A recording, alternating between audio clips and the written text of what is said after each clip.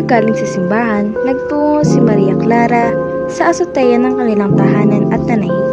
Nakaupo si Maria Clara habang nagtatahi. Si Tia Isabel ay nagwawalis ng mga naiwang kalat kagabi sa bakuran. Samantalang si Kapitan Tiago naman ay nagbabasa ng ilang mahalagang dokumento.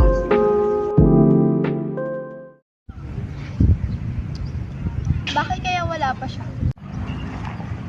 Magandang hapon po, Tia Isabel. Magandang kahapon din. Saan po pala si Maria Clara? Maghintay ka na lamang dyan at tatawagin ko na lang siya.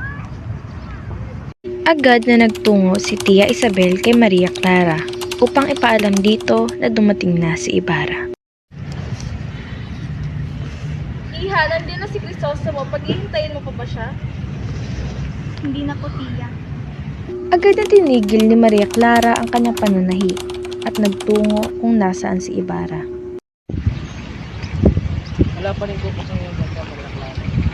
Pumunta ka lang sa Europa at tumapanis lang yung mga salita. Siguro madami ka na yung nabola sa ibang bansa.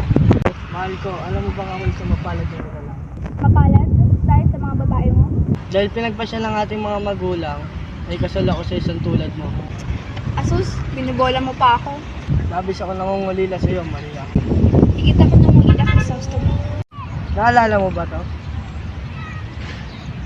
Oo naman. Nang ipinakita ni Ibarra ang panyong ibibigay sa kanya ni Maria Clara, ay nagkwento ito ng ilang pang mga bagay.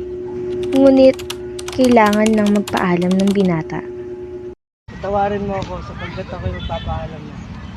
Sandali. Ialay mo ito sa iyong mga magulang. Maraming salamat, mahal.